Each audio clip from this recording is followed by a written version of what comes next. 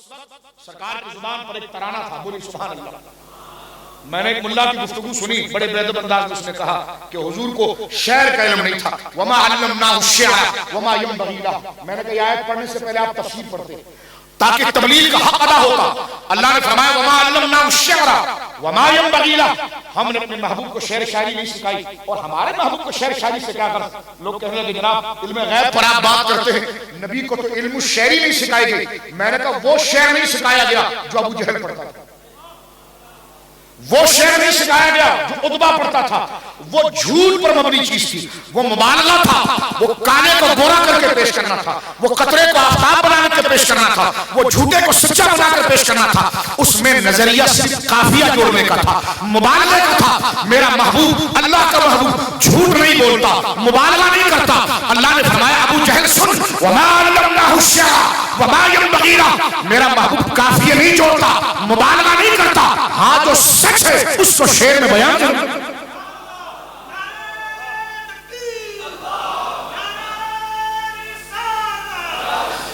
सुनिए मेरे दोस्तों, हुजूर ने शेर खुद पढ़ा, बोले सुभान अल्लाह। हुजूर ने शेर खुद पढ़ा, सरकार के सामने नातिया शार पढ़े गए, सरकार ने उसको पसंद किया। इस आयत को पेश करके ये नजरिया देना कि हुजूर को इल्म शेरी दी गई। मैंने कहा इमाम राज़ी को यहां पर पढ़ के देखो, सारे तफासीर पढ़ के देखो। उन्होंने फरमाया हुजूर को वो शेर शायरी नहीं सिखाई गई जो झूठ पर मबनी थी, जिसमें शायर सिर्फ काफिया जोड़ता था, झूठ को सच बनाकर पेश करता था। अल्लाह ने फरमाया कुरान शेर शायरी नहीं, और वमा अल्लमनाहु शिअरा वमा यंबगी लहु, हमने अपने महबूब को शेर शायरी नहीं सिखाई। और हमारे महबूब को इस किस्म के ढकोसले शेर शायरी की क्या जरूरत, वो तो सादिकुल अमीन है, उसकी जुबान पर तो हम खुद बयान करते हैं, उसकी जुबान पर तो हिकमत है। लेकिन गौर कीजिए बुखारी शरीफ के अंदर सरकार के दादा जान कुर्बान जाऊं, हमारे माँ बाप की इज्जतें उनके उस मुबारक घर पर कुर्बान हो जाए जो बिल्कुल मक्का मुकर्रमा में, जिन बिल्कुल आप देखते हैं कि सफा मरवा के दरमियान में वो घर मौजूद है जिससे सईदा आमिना का घर। आशिक आज भी रात के वक्त, मैंने एक आशिक को देखा, अल्लाह अकबर, रात के अंधेरे में वो सरकार की मौलूद का जहां हुजूर पैदा हुए, आप जब सफा मरवा से बाहर निकलते हैं, मरवा से बाहर निकले, सफा से बाहर निकले और आप आ जाए उस टनल के पास, जो टनल सीधा मीना की तरफ जाता है, तो एक मुनव्वर आंख वाले तेरी जोबन का तमाशा। आशिक देखते हैं कि जनाब रात के अंधेरे में ये सूरज से ज्यादा चमक रहा है। एक दीवाना कहने लगा ये कैसे चमक रहा है। मैंने कहा आपके हजरत हाफिज इब्न कय्यम भी ये लिख गए चमकता है। मैंने कहा आपने हाफिज इब्न कय्यम ही को नहीं पढ़ा, वो अपनी किताब अल-वाबिल सैफ के अंदर ये बात लिखते हैं। वो ये कहते हैं कि जब तकवा घर बनाता है और तकवा तरक्की करता है, मसल नूर ही कमिश्कात, अल्लाह फरमाता है मेरे नूर की मिसाल ताक की तरह है।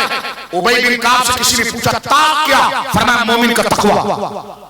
वो नूर क्या का मोमिन का तकवा जब बढ़ता है तो उसका लिबास भी नूर हो जाता है, तकवा जब बढ़ता है तो उसका चेहरा भी नूर हो जाता है, उसके दरो बाम नूर हो जाते हैं। और इब्न कय्यम बात बड़ी पते की कर गया, उसने कहा ये नूर सब नहीं देख सकते, जो उस बिरादरी उस मिजाज वाला होता है वो नूर।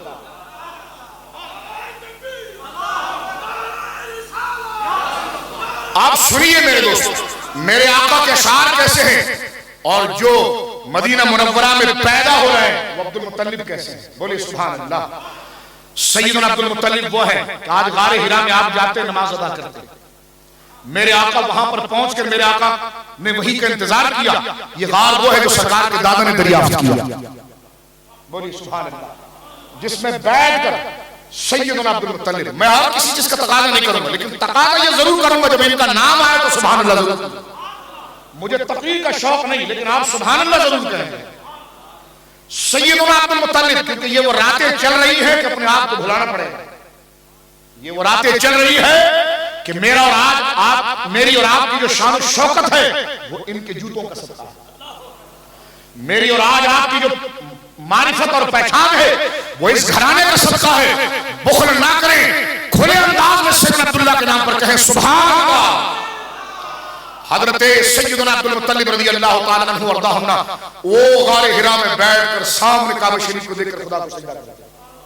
तवज्जो कीजिए मेरे दोस्तों, वो घर जिसमें सरकार जलवगर हुए, सईदा आमिना का घर, बोलिए सुभान अल्लाह। मैं एक दफा गया, अल्लाह हम सबको बार बार ले जाए, मैंने देखा कि कुछ हमारे पंजाब के बुजुर्ग थे और वो बैठे बारात और मुंह उजरों की तरफ किया हुआ।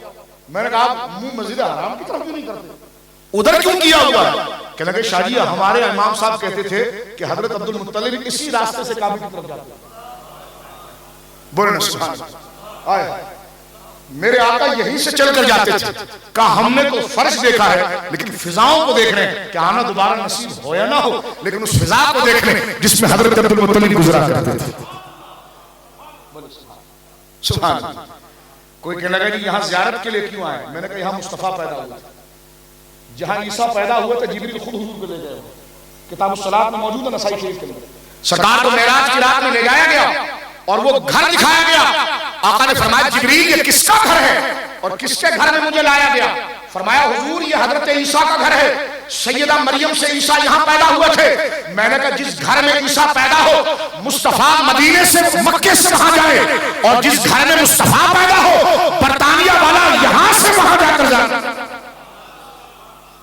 और ये हुजूर की सुन्नत है। सुनिए मेरे दोस्तों, हजरत अब्बास ये कहते हैं कि जब भगदड़ मच गई थी, जब भगदड़ मच गई थी तो हम सब अपनी सवारियों को पीछे कर रहे थे, लेकिन सरकार दो आलम सल्लल्लाहु अलैहि वसल्लम अपनी सवारी को आगे करके जा रहे थे और मुशरिकीन को कह रहे थे कि तुम मुझे डराओगे, तुम मुझे डराओगे। उधर तो सरकार पीर महरी ने सिर्फ नाम लिया था तो अगला आया नहीं था,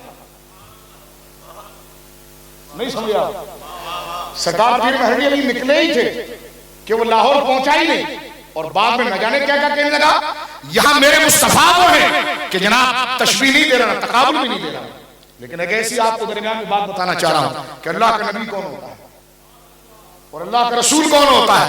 तवज्जो कीजिए, जब भगदड़ मच गई और काफिरों ने घेर लिया तो हजरत अब्बास कहते हैं कि हमारी हिम्मत टूट रही थी, लेकिन हमने देखा कि हुजूर ने पुष्ट नहीं दिखाई। सरकार आगे उनके लश्कर में जा रहे थे और एक बड़ी आवाज से मेरे आका ने फरमाया अनन नबियो ला कलिब अना इब्नु अब्दुल मुत्तलिब। बोलिए सुभान अल्लाह। फरमाया तुम मुझे डराओगे, अनन नबी और ला कलिब, मैं सच्चा नबी हूं, किस्म नहीं कह रहा। और ये बाजू जो चल रहा है ना, अना इब्नु अब्दुल मुत्तलिब, ये अब्दुल मुत्तलिब का बेटा है। बोले सुभान अल्लाह। फरमाया ये अब्दुल मुत्तलिब का बेटा है। कहा ये कहना था जंग का मंजर ही उनका। मैं यहां पर कह देना चाहता हूं ये बात, जमाने तालिब इल्म में हमें बड़ा खोज रहा कि सरकार को इब्नु अब्दुल्लाह है, इब्नु अब्दुल मुत्तलिब क्यों कहा?